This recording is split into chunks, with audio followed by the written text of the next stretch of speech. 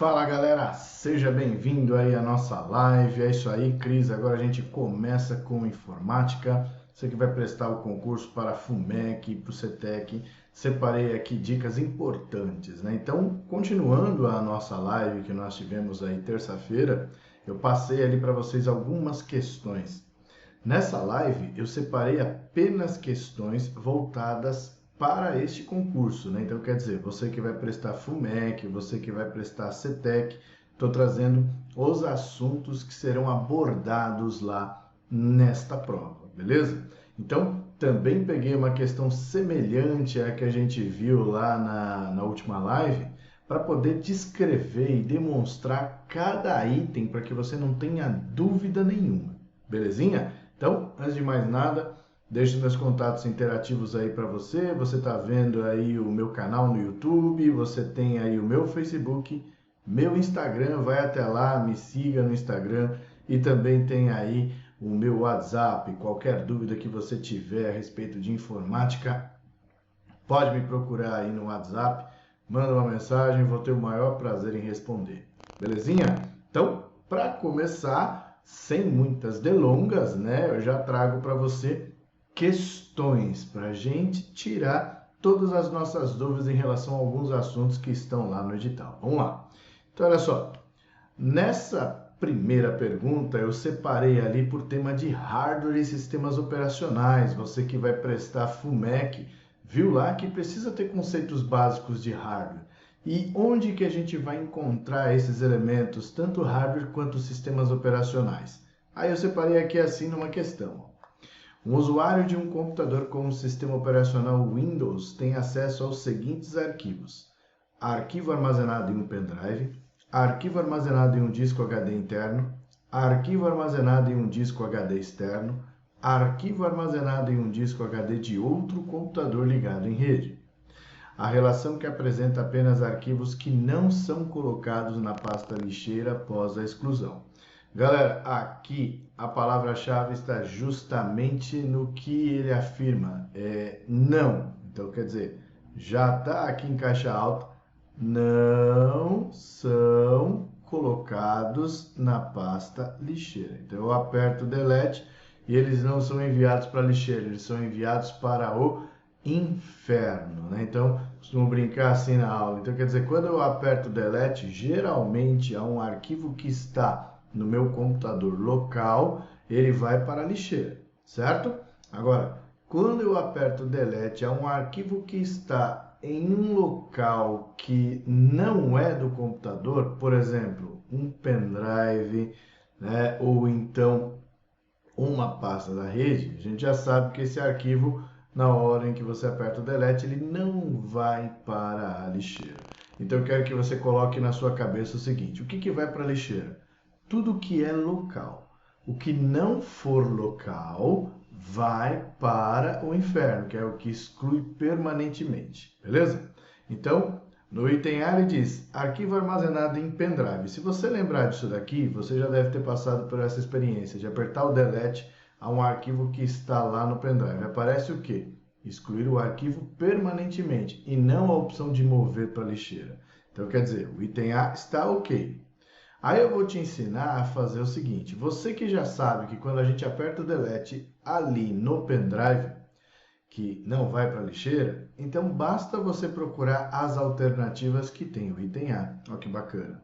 Aí não pode ser alternativa A, não pode ser alternativa B, não pode ser alternativa D. Ficamos com apenas duas opções, olha que maravilha. Então, na hora da prova, você tem que fazer isso. Você tem que saber ler a questão, você precisa focar nas alternativas de acordo com o que está no enunciado e, claro, de acordo com aquilo que você sabe. Eu tenho certeza que se eu apertar Delete a um arquivo que está dentro do pendrive, não vai para a lixeira. Então sobrou as alternativas C e E. Aí a gente vê. No item B, arquivo armazenado em um HD interno. Bom, se é interno, ele é local, então neste caso ele vai ser enviado para a lixeira. Então não é o que a gente está procurando. E o HD externo, galera? O HD externo tem uma pegadinha aqui, porque todo mundo pensa que o HD externo tem as mesmas características de um pendrive. Por quê? Porque ele também é conectado na saída USB, né? Ele também é, vamos dizer assim, pelo nome externo, não é local, é o que você julga, né? Mas pensa comigo. Num pendrive você pode colocar música, não pode? E nesse pendrive você pode pegar essas músicas e colocar naquela caixinha amplificada de som para poder reproduzir as músicas, não pode? Pode. Pensa que está rolando uma festa na sua casa e aí você quer fazer o seguinte: bom, eu não quero me preocupar na mudança de músicas, né? Então, ou então na quantidade de músicas que só cabem no meu pendrive. Eu posso pegar um HD externo, que é muito maior, colocar várias músicas e deixar rolando a festa inteira. Vai funcionar? Não. Por quê? Porque quando você conecta o HD externo lá na sua caixinha amplificada, a caixinha amplificada não reconhece o HD externo. Por que ele não reconhece o HD externo? Porque o HD externo, ele tem um formato diferente de sistema de arquivos. E esse formato de sistema de arquivos denomina o HD externo como disco local externo, onde ele só pode ser reconhecido por computadores e não por dispositivos que leem pendrive. Olha que coisa estranha. Pois é. Então, pensa comigo, você que tem um HD externo, conecta aí no seu computador. Você vai ver que vai aparecer o quê? Disco local externo. E o pendrive, quando a gente conecta, aparece o quê? Disco removível. Então, o disco removível, né? Ele, quando você vai lá e aperta o delete a um arquivo ou uma pasta, vai aparecer excluir permanentemente. Agora, no HD externo, quando eu aperto o delete, aparece o que? Mover para lixeira. Aí você, não é, professor, mas ele não é local. Ele é local. Só que no sistema de arquivos dele, que é um sistema reconhecido por computadores, permite que ele tenha uma pasta, vamos dizer assim, que seria a lixeira dele próprio, que é vinculada à lixeira do Windows, né? Já que a gente está estudando Windows. E aí o que acontece? Quando eu aperto o delete a um arquivo que está dentro do meu HD externo, ele vai para a lixeira. Só que quando eu desconecto esse HD externo e vou na lixeira do Windows, ele não está lá. Por que ele não está lá? Porque para exibir o que está dentro da lixeira referente ao HD externo, o HD externo precisa estar conectado. É como se ele tivesse a sua própria lixeira, que quando você conecta, ela automaticamente vincula à lixeira do Windows. Beleza? Então, o HD externo tem todas essas características por conta do sistema de arquivos que ele possui, tá bom? Já o pendrive possui um sistema de arquivos diferente que faz com que esse dispositivo possa ser reconhecido, por exemplo, por o nosso rádio no carro, as caixinhas amplificadas, a própria televisão na hora em que você conecta ali para reprodução de algum tipo de filme, de vídeo e etc. Né? Então, esse tipo de dispositivo é um dispositivo removível, beleza? Então, no caso, o HD externo ele é local. E aí vem o item D, né, que sobrou, arquivo armazenado em um disco HD de outro computador ligado em rede. Então, aqui seria a nossa pasta da rede. Pasta da rede, pensa, eu só consigo ter acesso a ela enquanto eu estiver conectado à rede. Se eu não estiver conectado à rede, eu não vou ter acesso àquelas informações. Apertei delete a um arquivo que está na pasta da rede, este arquivo, por sua vez, será excluído permanentemente, porque aquele local que eu estou acessando não é uma pasta residente no meu computador, ela está em outro computador que está na rede. Beleza? Então, portanto, a alternativa correta aí é a alternativa C, A e D. Beleza? Então, sempre, galera, que você tiver uma questão como essa, lembre-se, só vai para a lixeira aquilo que é local. Belezinha? Bom, continuando, temos aqui mais uma questão que envolve aí a estrutura de diretórios em árvores, que está, né, presente em diversos sistemas operacionais. Então é uma questão genérica que pode abranger aí tanto o Windows 7 quanto o Windows 10, não importa qual que é. Então a estrutura de diretórios que é uma árvore onde ele traz ali a hierarquia das pastas, traz uma característica em relação à sua estrutura seguinte. No A ele fala: cada usuário pode criar vários níveis de diretórios ou subdiretórios, sendo que cada um pode conter arquivos e subdiretórios. No B, cada usuário possui seu diretório exclusivo, no qual todos os seus arquivos são armazenados e não tem acesso e nem conhecimento de outros diretórios. C. Não permite que arquivos com o mesmo nome sejam criados, mesmo que estejam armazenados em diretórios diferentes. D. O caminho absoluto para um arquivo é quando ele é referenciado a partir do diretório corrente. E E. Um arquivo é especificado por meio de um caminho relativo que descreve todos os diretórios percorridos a partir da pasta raiz até o diretório no qual o arquivo se encontra. Então, olha só, galera, a gente tem que escolher uma característica que realmente exista, né? Então, na alternativa A, ele diz: cada usuário pode criar vários níveis de diretórios, ou seja, subdiretórios. Coloca na cabeça que diretório é sinônimo de pasta. Então pensa, você pode criar pastas? Posso. Posso criar vários níveis de pastas, que seriam as subpastas? Posso. E dentro dessas subpastas podem conter arquivos e outras pastas? Podem. Então quer dizer, o item A está ok. Então vamos colocar aqui o Vzinho, ó, tá ok o item A. Vamos para o B. Cada usuário possui o diretório exclusivo no qual todos os arquivos são armazenados e não tem acesso e nem conhecimento de outros diretórios. Como não? Eu não posso acessar outras pastas? Posso. Então aqui está errado.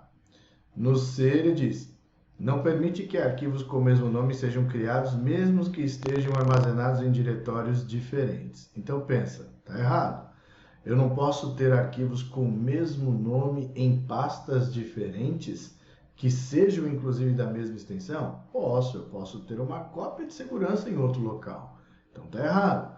O que eu não posso ter é arquivos com o mesmo nome no mesmo diretório com a mesma extensão. Por exemplo, arquivos do Word que tenham o mesmo nome. Eu não posso ter isso. Então quer dizer, o próprio sistema operacional não permite.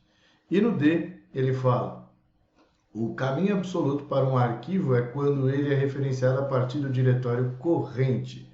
Não, aí no caso ele está fazendo referência a caminho relativo. O absoluto é o caminho total. Então veja aqui a alternativa aí. Um arquivo é especificado por meio de um caminho relativo que descreve todos os diretórios percorridos a partir da pasta raiz até o diretório no qual se encontra. Então aqui está invertido, galera. Então, na realidade, o que nós temos a partir da pasta raiz é o que a gente chama de absoluto, ok? E no diretório corrente é o relativo. Então, isso daqui está ligado aqui, beleza? Então, portanto, a alternativa correta é a alternativa A. Mas não se preocupe, eu separei aqui para você entender o que é caminho relativo e o que é caminho absoluto. Olha lá. Caminho relativo, eu quero chegar até o index.html, que é um arquivo que eu tenho lá dentro do meu computador. Então, onde que ele fica? Fica dentro de uma pasta ou de um diretório chamado home. Então, qual que é o caminho relativo? Home index. Agora, qual é o caminho absoluto? O caminho absoluto compreende desde a raiz, né? Então a raiz é o C dois pontos, né? Então tá lá, ó. Esta daqui é a raiz e todo o caminho percorrido até chegar lá no index, né? Então, até chegar lá no index, nós temos ali a presença, neste caso, do caminho absoluto, beleza? Então, todo este caminho aí é o caminho absoluto. Percebeu a diferença? Então, caminho relativo é parcial. Caminho absoluto é total. Belezinha? Tranquilo? Ótimo. Então, vamos seguir adiante. Vamos ver aqui mais uma questão que envolve, agora eu trouxe para você questões de Windows 7, Na aula passada a gente viu aqui uma questão ou outra do Windows 10, agora a gente vai ver do Windows 7. Considere a janela do Windows 7 em sua configuração original, que mostra o arquivo Arujá selecionado e assinale a alternativa correta. Aí ele está trazendo ali. Ao clicar em, aí vem as alternativas. A, recortar, fará com que o arquivo seja copiado para outra pasta. B, restaurar, fará com que o arquivo seja transferido para a pasta C2.Arujá. C, restaurar, fará com que o arquivo seja transferido para o diretório raiz C2.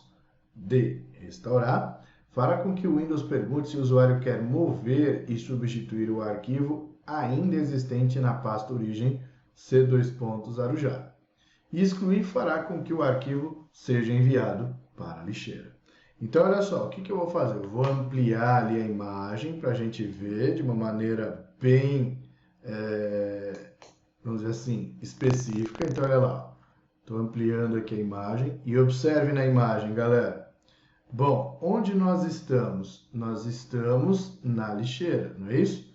Então, ó, nós já estamos na lixeira. Então, quer dizer, nós não vamos para a lixeira, já estamos nela. Outra coisa, o nome do arquivo chama Arujá. E a descrição aqui embaixo é justamente do arquivo. Então, esse Arujá, que ele está fazendo referência aqui, não é uma pasta.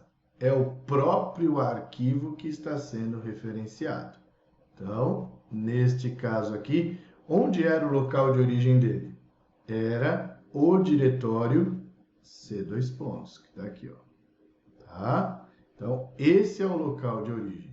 Então, neste caso, voltando para as alternativas, se eu clicar em recortar, faz com que o arquivo seja copiado para outra pasta? Não, o recortar ele vai para a área de transferência, né? Então, neste caso, está errado. B, restaurar fará com que o arquivo seja transferido para a pasta C2.Arujá. C2.Arujá, Arujá é o arquivo, não é uma pasta. C, restaurar fará com que o arquivo seja transferido para o diretório raiz. Tudo que é restaurado volta para o local de origem. E neste caso, o local de origem é o C2. Então, portanto, a alternativa correta é a alternativa C. Agora veja por que não pode ser o D. Restaurar fará com que o arquivo pergunte se o usuário quer mover e substituir o arquivo existente ainda na pasta de origem C2.Arujá. Uma vez que o arquivo foi deletado, ele não está mais presente no local, né, no C2.Arujá. Então, está errado. Então, não vai aparecer essa opção de substituir. E excluir fará com que o arquivo seja enviado para a lixeira. Não, excluir fará com que o arquivo seja excluído permanentemente, porque eu já estou na lixeira. Então, portanto, a alternativa correta, a alternativa C. E aí, galera, tá gostando da nossa live? Se você tá até agora, está fazendo as anotações que são pertinentes aí para te ajudar no concurso, já deu seu joinha aí pra gente, para que você possa nos estimular ainda a criar muitas lives, para que você possa aí conquistar, no caso, o que me interessa, gabaritar informática no seu concurso. Beleza? Tranquilo? Tá ótimo. Então, vamos participar. Pode mandar perguntas aí no nosso chat. Pode fazer o joinha. Dá um joinha aí pra gente saber que você está curtindo a aula, né? Além de você curtir aí o vídeo, dê um joinha aí que eu vou ver e também vou ficar, claro, muito contente por conta da sua participação. Belezinha? Bom, vamos lá. Próxima questão ele traz ali pra gente, ó, durante a utilização do Windows Explorer do Windows 7, o usuário decide mover um arquivo de uma pasta local para outra pasta local, que está vazia. Para realizar esse procedimento, o usuário pode utilizar os seguintes atalhos de teclado para recortar e colar arquivo respectivamente. Você vai falar, não é possível, professor, que isso daí caiu numa prova. Caiu. As teclas de atalho que tem assim muita frequência em prova, né, por incrível que pareça, são recortar, colar e copiar. Só que geralmente eles trazem essas questões de uma maneira que te gera algum tipo de dúvida. Nessa aqui está bem claro. Ele decide mover. Então, olha só que bacana. Se é mover, é a ação de recortar. Então, a própria questão já está trazendo a resposta. Então, se eu preciso mover, Ctrl X. Então, é aquela história. Já que é respectivamente que ele está pedindo, então, se é respectivamente, então, o mover é Ctrl X. Então, a alternativa A não pode, a alternativa C não pode, a alternativa B não pode, né? A C também não. E aqui na D, Ctrl X e Ctrl V. Beleza, já matamos a questão por conta disso. Tá vendo só? Questão tranquila, questão bem simples, bem fácil. Agora, embora as teclas de atalho Ctrl X, Ctrl V, Ctrl C apareçam com frequência em prova, isso não quer dizer que você tem que saber somente essas. Tecla de atalho é um assunto que você precisa saber, viu, galera? Então, conselho que eu te dou, pratique as teclas de atalho. As organizadoras como o Instituto Mais, que é aí do CETEC, costuma cobrar teclas de atalho. Quem vai prestar Câmara de Santos também, né? Você já sabe, também tem teclas de atalho ali. Na última prova que teve, que foi oficial de administração, teve muitas questões de teclas de atalho. Então, quer dizer, é um assunto que essas organizadoras gostam. E não só essas organizadoras, mas todas as organizadoras. Você pode ter certeza que das questões de informática que estão presentes na sua prova, pode ter certeza que vai ter questão relacionada à tecla de atalho. Então, o conselho que eu te dou, estude teclas de atalho, mas pratique a tecla de atalho para que você tenha a referência visual. Tendo a referência visual, é muito mais fácil de você lembrar. Se você tentar decorar, você vai decorar algumas, mas o que acontece com aquilo que a gente decora? Diz aí, a gente esquece, né? Então, a primeira coisa que seu cérebro vai descartar são as teclas de atalho, porque é algo que você não usa. Se você não usa, então não tem sentido o cérebro guardar. Beleza? Então, faça isso. Estude as teclas de atalho, mas pratique. Veja o que acontece na tela quando você dá o comando. Belezinha? Então, vamos seguir adiante. Vamos ver mais uma questão aí, claro, que envolve tecla de atalho. Olha lá.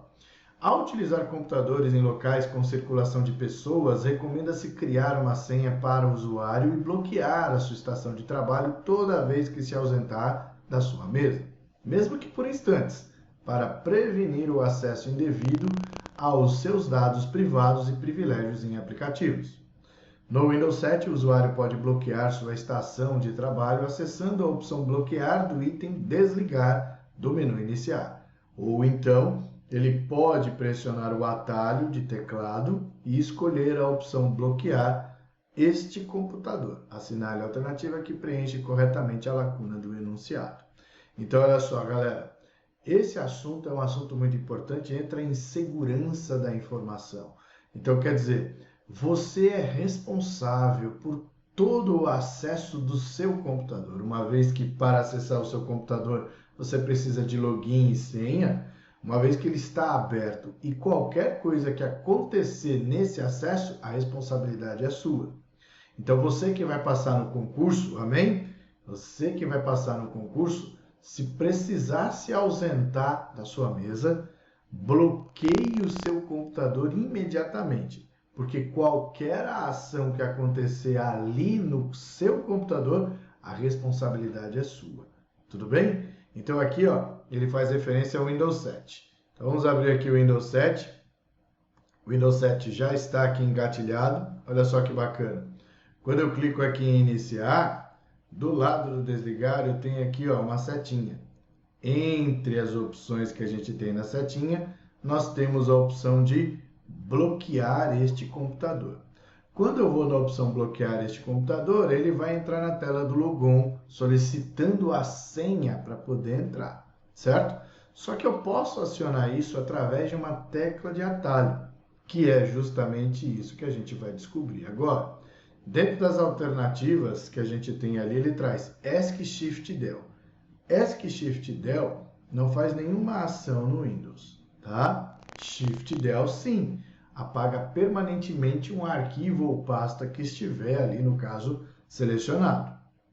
ESC Alt Del não acontece nada, ESC Alt Ctrl não acontece nada, Ctrl Shift Del. Ctrl Shift Del, ele vai trazer ali para a gente o seguinte, olha só, se você fizer esta ação, ele até desconsidera o Ctrl, né, e faz a ação do Shift Del. Então não é a ação que a gente está procurando. E, claro, Ctrl Alt Del. O Ctrl Alt Del é como se fosse um coringa, né, que a gente tem no computador. Ctrl Alt Del, o que ele faz?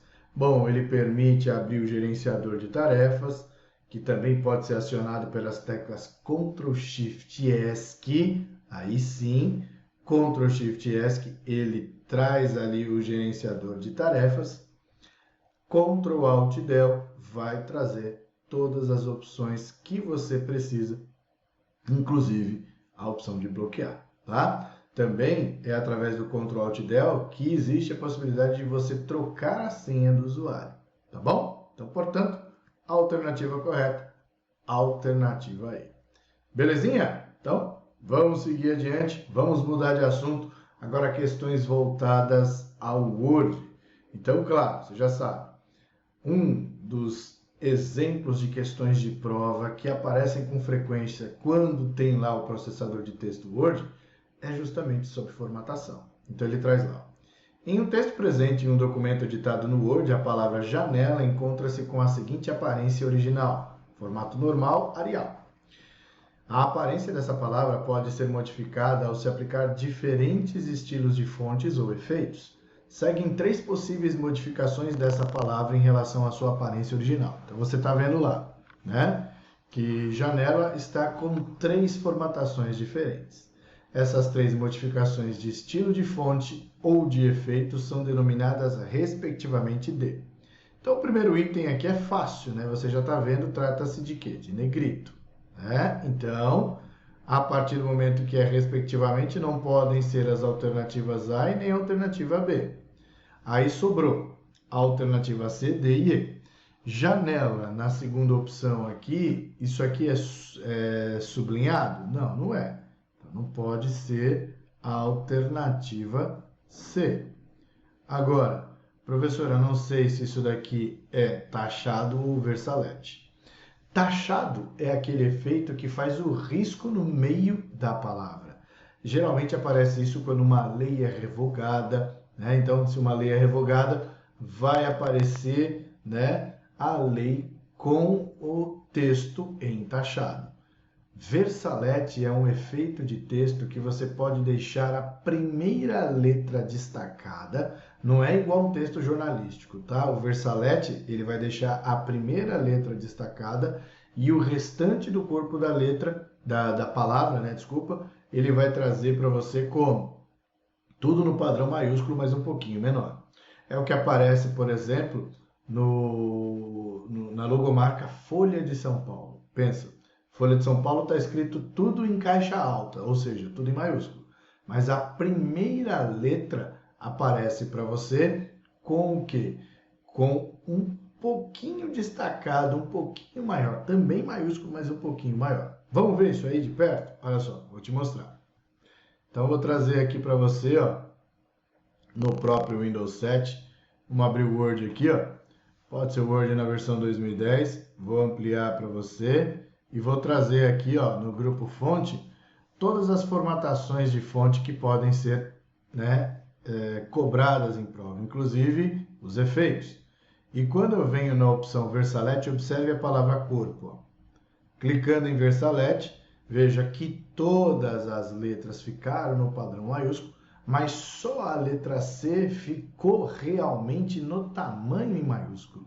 Não é? Então perceba que ela está um pouquinho maior do que as demais letras.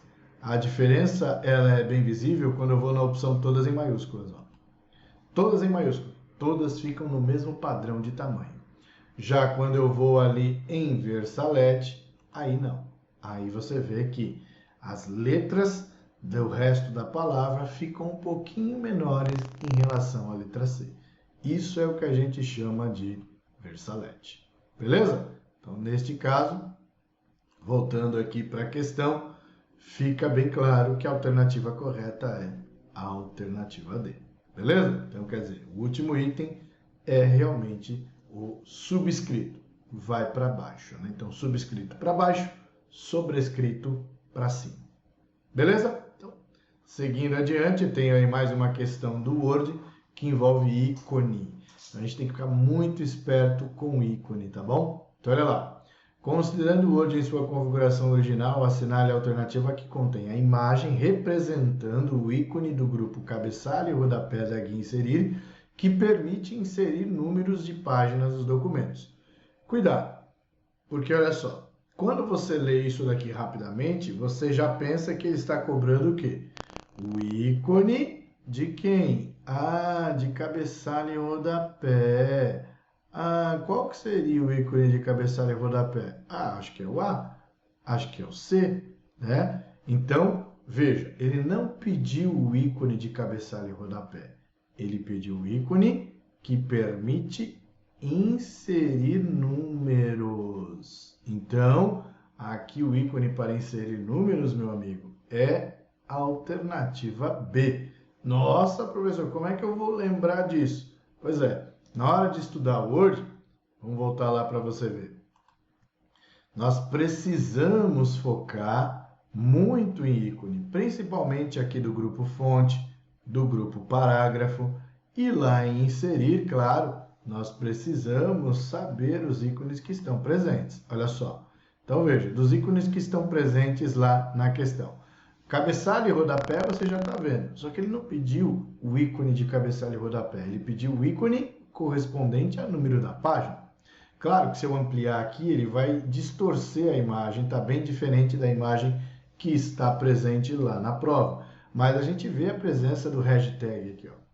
Se tiver hashtag, saiba que trata-se de número da página. Ele provavelmente pegou esse daqui, ó, que vai fazer o quê? A inserção do número da página no início da página. Então, ele já trouxe esse ícone aqui, ó, certo? Então, portanto, a alternativa correta que a gente tem ali é a alternativa B.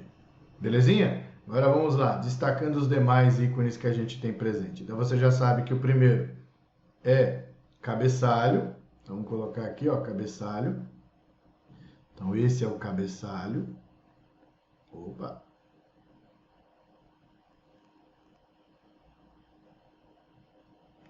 Esse daqui você já sabe, esse daqui só pode ser o quê? O rodapé. Vamos colocar aqui, rodapé.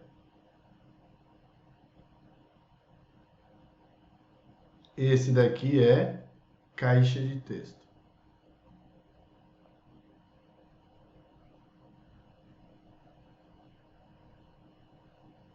E esse daqui é quebra de página.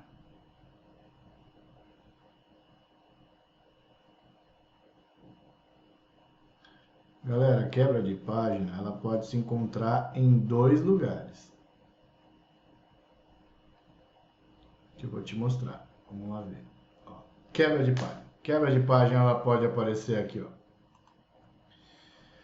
Dentro de inserir, já que ele mencionou inserir, olha lá, quebra de página, ou em layout da página, que traz aqui a quebra. Dentro das quebras, quebra de página, tá bom? Então, quebra de página é um assunto que a gente tem presente, tanto em layout da página quanto em inserir. Belezinha? Bom, seguindo, vamos entrar agora nas questões de Excel. É aqui em Excel que eu trago uma questão semelhante, eu não trouxe a mesma, eu fiz uma modificação, tá? Sobre aquilo que a gente viu na última live. Então, na última live, eu passei lá uma função C e vocês viram a função C, só que eu quis detalhar um pouquinho mais para que não resta dúvida nenhuma na resolução de exercícios como aquele, beleza? Então vamos lá. No primeiro exercício eu trago uma questão teórica.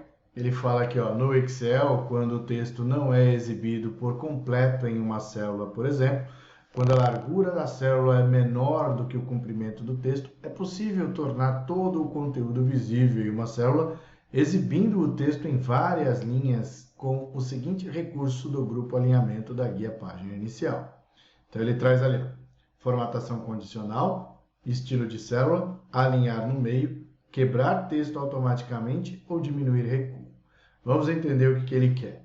Então ele fala o seguinte, quando a largura da célula é menor do que o comprimento do texto. Então quer dizer, eu tenho um texto aqui, a largura da célula é essa daqui, certo? Então imagine o seguinte, que ele tem duas células aqui, o texto começou nessa célula e ele avançou para a célula seguinte e para a terceira célula. Só que você não quer, você quer que todo o conteúdo caiba aqui, por exemplo, em uma única célula. Aí o que ele faz? Ele está dizendo o seguinte, que é possível tornar todo o conteúdo visível em uma célula, como eu estou falando para você. Para isso, basta você escolher um recurso que está presente no grupo alinhamento. Que recurso é esse?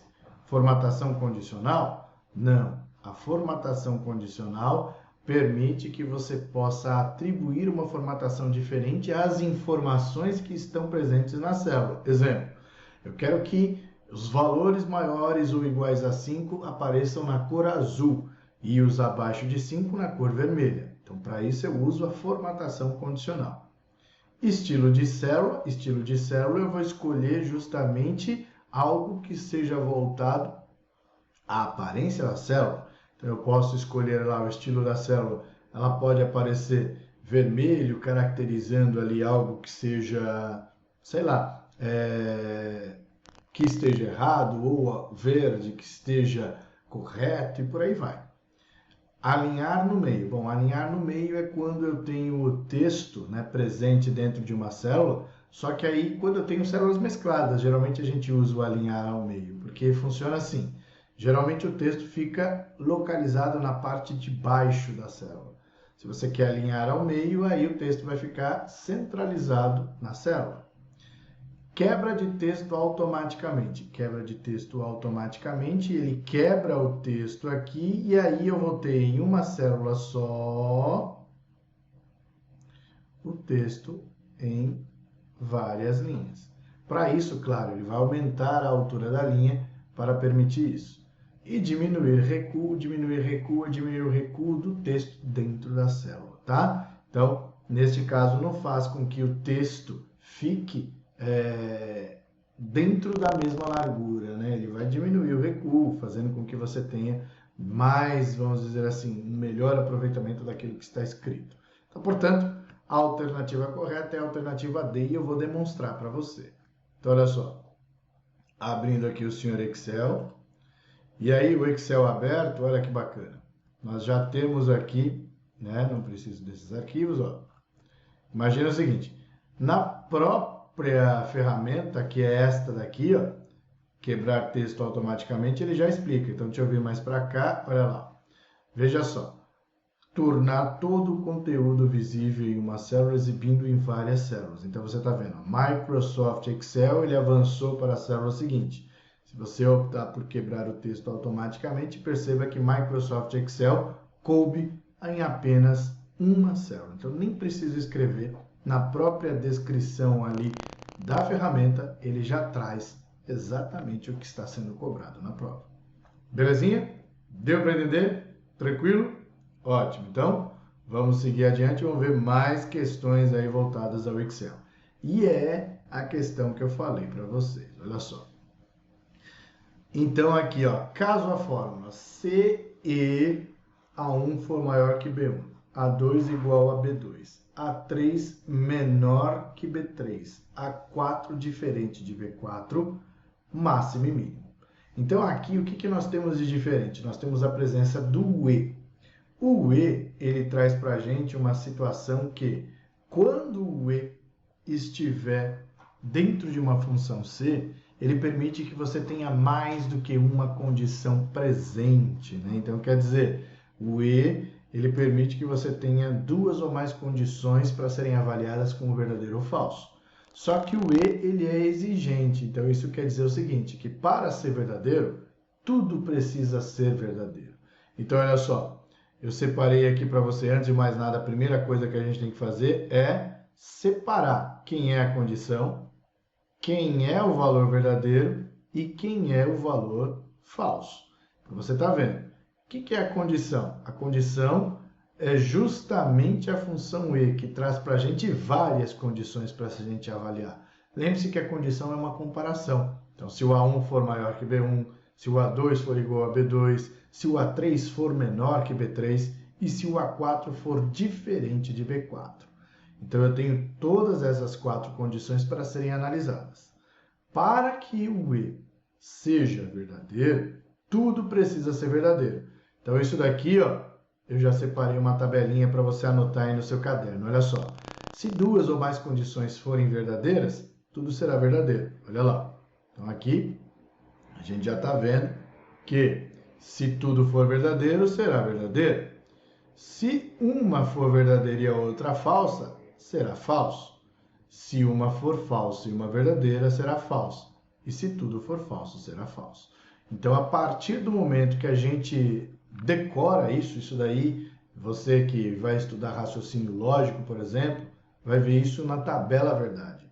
Então, o E, quando ele está presente, saiba que para ser verdadeiro, tudo precisa ser verdadeiro. Então, vamos analisar. O A1, por acaso, ele é maior que B1? Quem é o A1? 9. E o B1? 8. Então, esse caso aqui está verdadeiro, beleza? O A2 é igual a B2? 7 é igual a 7? Sim, também está verdadeiro. E o A3 é menor que B3? O A3 é 4. E o B3 é 2. O A3 é menor que B3? Não. Então, neste caso, aqui está falso. Se está falso, meu amigo, qualquer condição que esteja aqui presente sendo falsa, tudo é falso. E se é falso, esquece o valor verdadeiro. Ah, professor, você não analisou a outra. Por quê? Porque eu só sei que para ser verdadeiro, tudo tem que ser verdadeiro. Uma sendo falsa, nem preciso analisar a outra. Tá bom? Então, é falso. Eu faço falso. Falso, ele vai trazer o mínimo de A2 a B4. De A2 até B4 é este intervalo aqui. Então, de A2 a B4. Olha lá. Então, neste intervalo aqui, ó, quem é o valor mínimo? Porque ele pede o mínimo, né? Quem é o mínimo? Bom, o mínimo é 1. Então, a alternativa correta é 1. Pronto, acabou. Tá vendo só, galera? Então, uma questão bem simples, uma questão bem tranquila de ser resolvida. Você olha assim, né? Vê o tamanho da questão e você tem o quê? Medo. Então, a primeira coisa que eu quero é que você perca o medo das questões do Excel, tá? Então, apareceu a questão, faça isso, separe, rabisque, faça dessa maneira que eu tenho certeza que você não vai errar. Belezinha? Bom, continuando, trago aqui uma outra questão que envolve aí função no Excel. Ele traz para a gente lá. Na tabela do Excel exibida a seguir, um usuário está realizando um estudo com dados de idade de munícipes. A coluna C identifica se o munícipe tem 18 anos ou mais. Assinale a alternativa que contém a fórmula que, quando inserida na célula C6, identifica se o munícipe Pedro tem 18 anos ou mais, tal como exibido na figura. Né? Então, quer dizer, se tem, ele vai trazer sim ou não, né? Então, é uma função condicional. Se é uma função condicional, tem que ser uma função se. Se for isso, traga isso. Se não, traga aquilo. É o que ele está falando. Se Pedro tem 18 anos, sim. Se não, não. Ok? Então, eu já sei que tem que ser função C. Então, não pode ser a alternativa aqui no caso. Não pode ser a alternativa A. Vamos lá. A alternativa A não pode. A alternativa B não pode. E a alternativa E também não pode. Verdadeiro não vai funcionar dessa maneira. Tem que ser uma função C, certo? Então, aqui, ó. O que ele tem que analisar? Ele tem que analisar a idade. A idade está em que coluna? A idade, professor, está na coluna B. Olha que interessante. Então, se a idade está na coluna B, o Pedro, ele tem 14 anos. Então, aqui no caso, B6. Então, onde que está escrito B6? Ah, na alternativa C. Então, pronto, já matamos. E aqui? Vamos separar. Condição. Então, aqui é a minha condição. Aqui é o valor verdadeiro. E aqui é o valor falso. Então, sempre será assim. Então, aqui é o falso, aqui é o verdadeiro e aqui é a condição. Tá? Então, sempre será assim e nunca vai mudar. Então, portanto, alternativa correta, alternativa C. Beleza, galera? Então, sempre que você tiver uma função C, faça esse rabisco, que aí você vai ter certeza daquilo que você está analisando. Então, só para você ver. B6 é maior ou igual a 18? Não, é 14. Então, é falso. Se é falso, vai aparecer escrito não. E é exatamente isso que aparece escrito. Beleza? Então, vamos para a próxima questão. Uma outra função aqui que tem presença garantida em prova, que é cobrado ali planilha eletrônica, é a função soma-C. Então, vamos lá. Observe a planilha a seguir sendo editada por meio do Excel em sua configuração padrão, em que o contador listou algumas contas contábeis, coluna A, e os seus respectivos saldos, coluna B. Então, você está vendo ali, né, a tabela. O contador, para somar os valores positivos, então aqui ele já está trazendo para a gente uma dica importante. Valor positivo precisa ser o quê? Maior que zero, ok? Então, se for maior que zero, é positivo. Se for menor do que zero, é negativo. Então, as alternativas que traz a opção maior que zero, a gente mantém. As que não traz, a gente já desconsidera. Então, por exemplo, a alternativa D e E já era. Bom, a gente já sabe que tem que ser soma C. Por quê? Porque todas as alternativas falam do soma C. E a função soma C, ela traz a seguinte sintaxe, né? Então, olha só. Soma C, ele vai trazer dentro do parênteses. A primeira opção é intervalo do critério. Tá? E depois, ponto e vírgula, o critério. Ponto e vírgula e o intervalo soma. Tá? Então, é isso daqui que a gente tem dentro do parênteses. Ok? Então, na alternativa A, isso aqui é um intervalo de B2 até B7? Sim. Esse é o critério, tem que somar os valores maiores do que zero. Onde? No intervalo de B2 a B7. Beleza, a alternativa A está ok. Agora vamos para a alternativa B. A alternativa B está trazendo aqui para a gente B2, ponto e vírgula, B7. Quando é ponto e vírgula, você já sabe que está isolando, né? A célula B2 e a célula B7. Só que na sintaxe, aqui tem que ser intervalo. Então não pode. Então, neste caso, essa alternativa está errada. E aqui, né, a função soma-C, ela tem que seguir essa sintaxe. Intervalo, critério, critério. Aqui tem intervalo e intervalo. O critério está lá no final. Aqui seria o que a gente chama de soma-Cs. Soma-Cs é assim, né? Ó. Então, ele vai ter soma-Cs. Soma-Cs.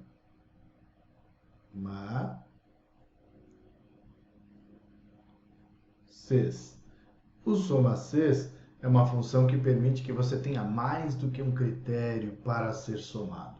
Não é o caso, então, portanto, a alternativa correta é a alternativa A, tá bom? Então, no nosso curso aqui no Vencendo Concursos, eu explico detalhadamente cada uma das funções com vários exercícios, né? Então, fica mais fácil você vendo no exercício o que acontece quando a gente aplica a função. Então, a função soma-C é uma função que vai somar baseada no critério estabelecido. Então, nesse caso aqui, ó, soma-C no intervalo de B2 a B7, os números maiores do que zero. Então, o que é maior do que zero? Todos esses números aqui, ó. Este e só. O restante é tudo negativo, ó. Menos, menos, menos e menos.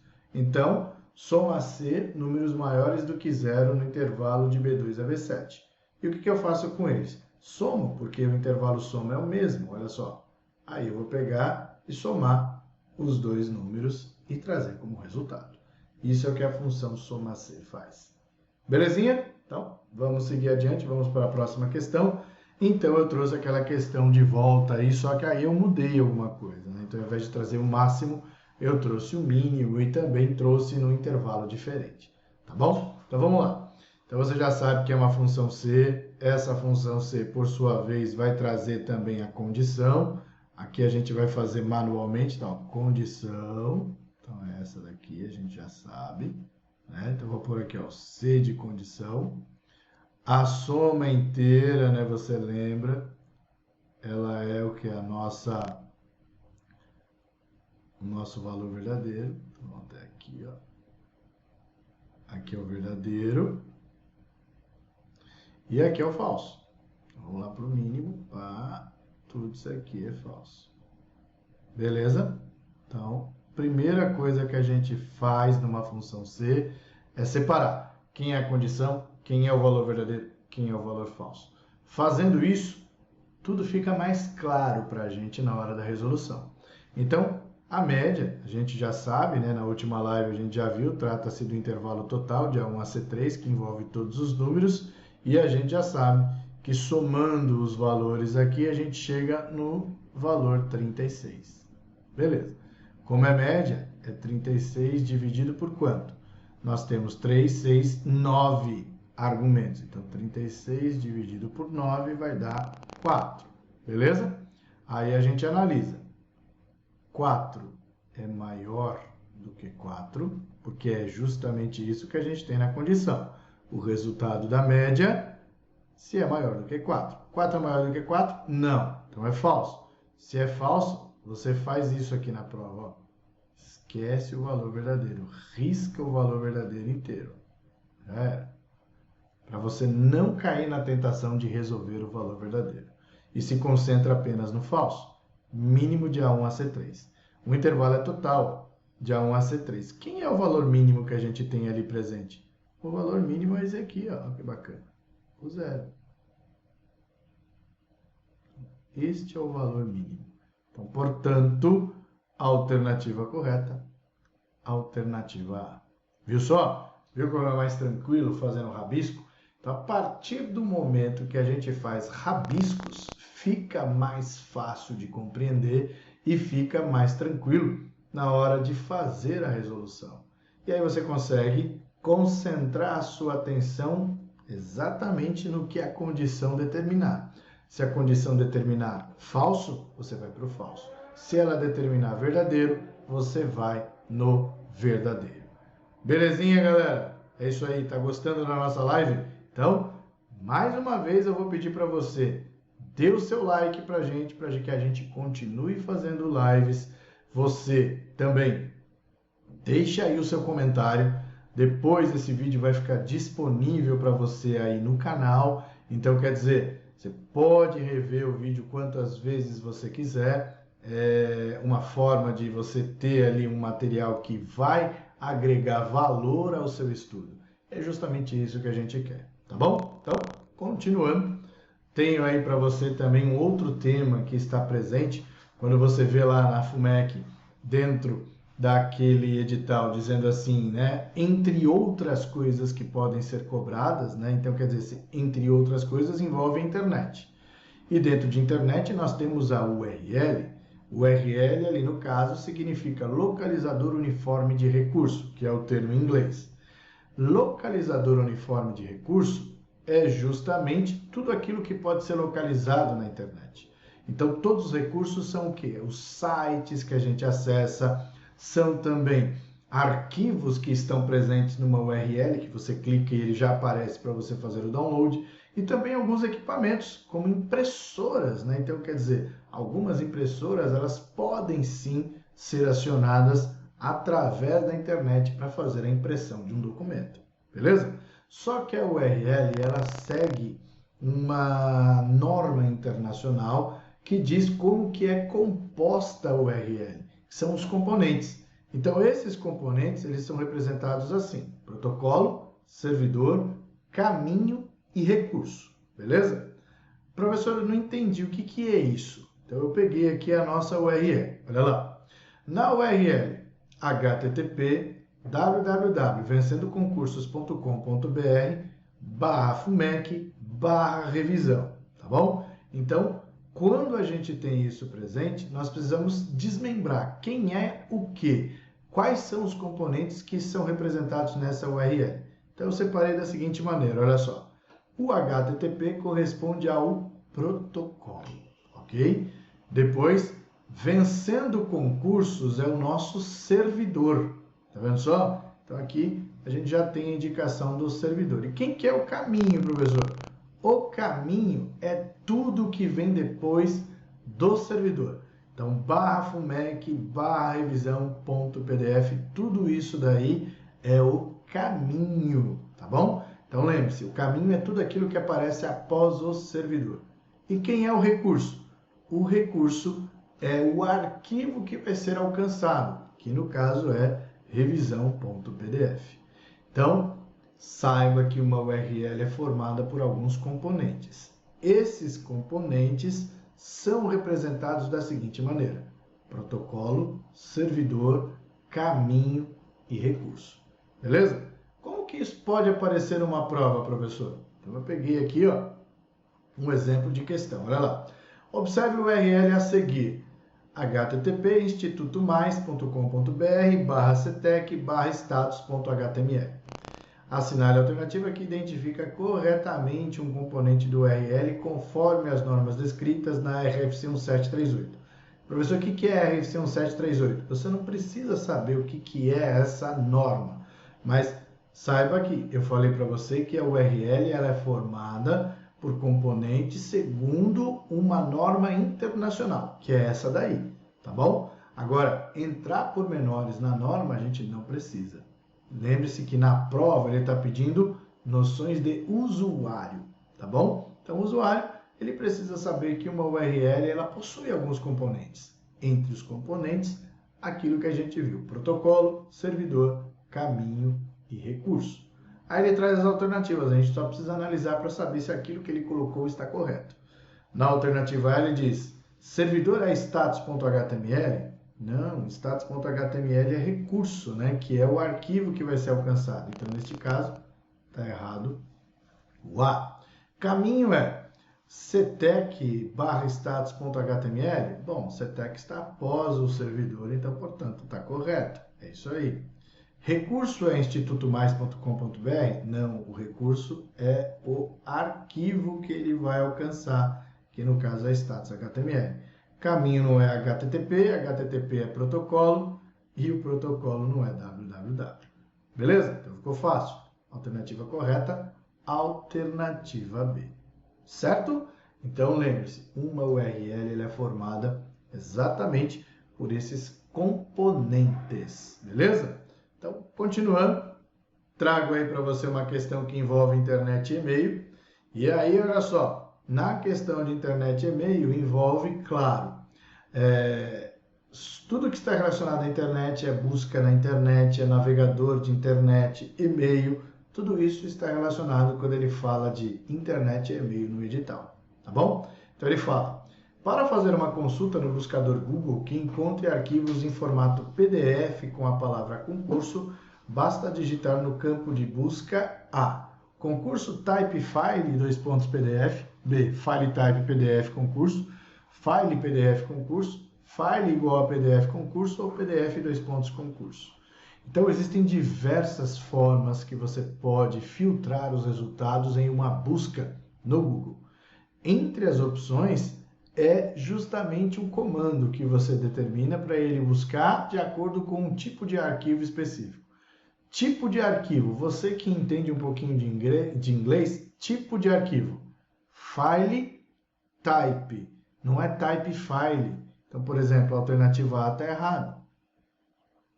E se é file type, olha que bacana, só tem uma alternativa que traz isso, que é a alternativa B. Então, ó, file type é uma forma de filtro. Você tem o sinal de menos, que é a exclusão. Então, eu posso pesquisar, por exemplo, cachorro menos poodle, posso pesquisar carros menos Fusca, posso pesquisar também através de um site. Então, eu posso pesquisar, por exemplo, coronavírus menos site UOL. Então, eu estou pesquisando o coronavírus menos as publicações que foram colocadas no site UOL. Então, combinei duas ações de filtro ali. O site, quando a gente fala site, tem que colocar site, dois pontos e a URL completa, www.uol.com.br, beleza? Então, fica coronavírus menos site, dois pontos, www.uol.com.br, beleza? Ou eu posso tirar o sinal de menos. Coronavírus, site, dois pontos, www.uol.com.br. Então, neste caso, ele vai trazer só aquilo que foi publicado no UOL sobre o coronavírus. Belezinha, galera? Então, essas formas de pesquisa que a gente tem no Google, também você vê no nosso curso aqui no Vencendo Concursos.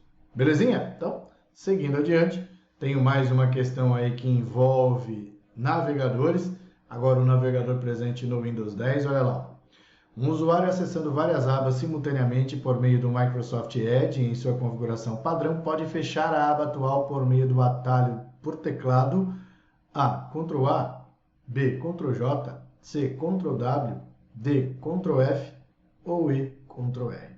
Então, Ctrl A. Ctrl A, ele vai selecionar tudo. Então, vamos colocar aqui, ó. Ctrl A, selecionar tudo.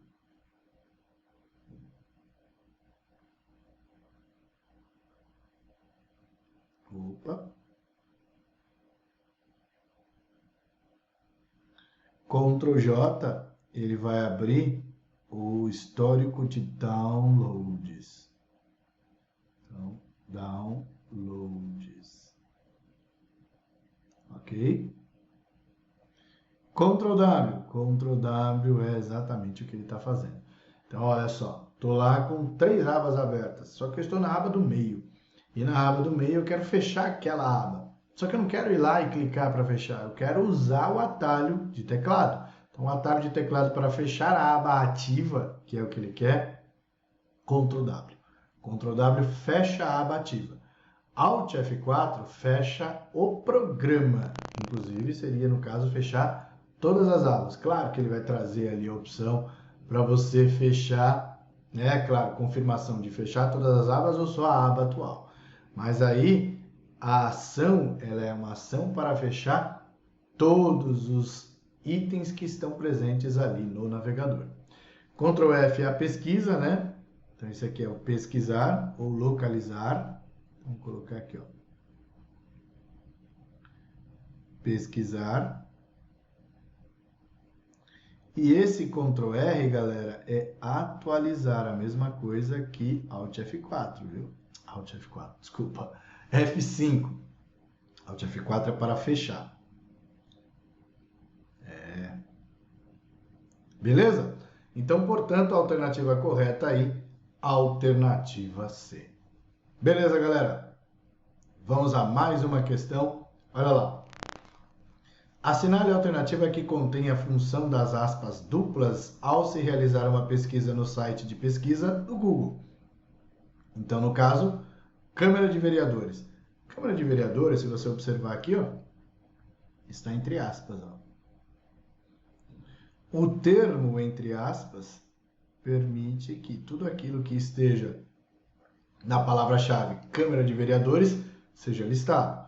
Então, no A, pesquisar uma correspondência exata, combinar pesquisas, pesquisar um site específico, combinar sites relacionados ou pesquisar hashtags. Então, aqui no caso, claro, trata-se de pesquisar uma correspondência exata. Então, tudo aquilo que está entre aspas, todos os resultados do Google vão trazer ali, no caso, Câmara de Vereadores. Beleza? Continuando, aí eu trago para você uma questão que envolve aí e-mail. Então, você vê aí uma questão grandona. Eu deixei ela grande aí na tela para a gente poder analisar com cuidado. Ó. Essa aqui é uma questão que eu trouxe, inclusive, que eu achei interessante, da VUNESP. Ó. Ah, professor, mas a nossa prova não é VUNESP. Não tem problema. Você tem que estar apto para responder questões de informática para todas as bancas, né? Então, quer dizer, quando eu te ensino informática, eu não te ensino informática para aquela banca, eu te ensino informática para você ser capaz de responder questões de qualquer banca, beleza? Então, essa questão eu achei interessante, que caiu numa das provas da VUNESP, porque muita gente erra, e aqui a gente precisa ter uma atenção especial. Olha lá. Miranda e Caio receberam cada um uma mensagem de correio eletrônico usando o Microsoft Outlook em sua configuração original com as seguintes características. Então ele traz lá: de Aurélio para Miranda, Caio e todos eles da VUNESP, né? Então, de Aurélio, no campo para, nós temos Miranda e Caio. Os usuários Miranda e Caio responderam ao mesmo tempo a mensagem que receberam usando a opção responder a todos. Então, vamos lá. Então, aqui nós temos a opção responder a todos ao mesmo tempo. Sem qualquer alteração nos campos de destinatários da mensagem, considerando apenas essa última ação de Miranda e Caio, assinale a alternativa que indica quantas mensagens Aurélio, Miranda e Caio receberão, respectivamente. Então vamos lá. O Aurélio é o remetente, certo? Muito bem. Miranda clicou em responder a todos. Uma cópia foi enviada para o Caio, beleza? E uma cópia foi enviada para o Aurélio. Então olha lá. Beleza? Tá aqui. Só que o Caio também fez isso. Ele clicou em responder a todos. Então, uma cópia foi lá para o Aurélio. Lá para o Aurélio, que é o nosso remetente.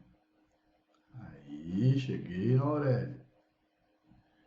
E, claro, uma cópia do Caio também veio para Miranda. Então, assinale a alternativa que indica quantas mensagens Aurélio. Aurélio recebeu quantas mensagens? 2. Quantas Miranda recebeu? Miranda recebeu uma, que foi do Caio. E quantas o Caio recebeu? Uma, que foi da Miranda. Então, qual a alternativa correta? Alternativa E. Tá vendo só? Então, muita gente erra a questão porque pensa que cada um deles vai receber 2, que seria a alternativa A. E não é verdade.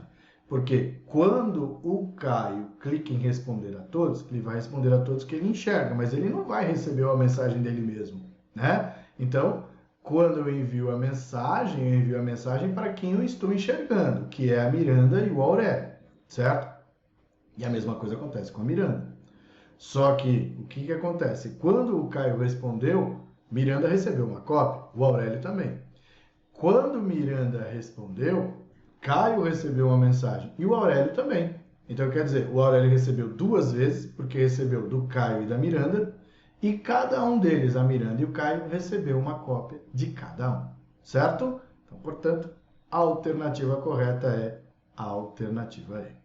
Beleza, galera? É isso aí. Então, mais uma vez agradeço a presença de vocês aí na nossa live.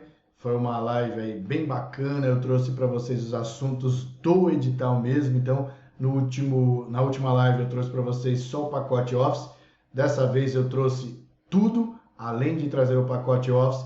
Trouxe também questões relacionadas ao Windows, trouxe questões relacionadas a hardware, trouxe questões relacionadas à internet. Espero que você tenha gostado. Você que me acompanhou até aqui, meu muito obrigado. Deixo aí mais uma vez os meus contatos interativos. Você está vendo aí minha página lá, né, no YouTube, né, no meu canal no YouTube. Você que ainda não se inscreveu, vai lá, se inscreva. Tem aí também o meu Instagram, me siga lá no Instagram e deixo aí o meu WhatsApp. Qualquer dúvida que você tiver, basta entrar em contato comigo. Beleza, Cris? Então, assume daí. Um forte abraço para vocês e até a próxima. Valeu!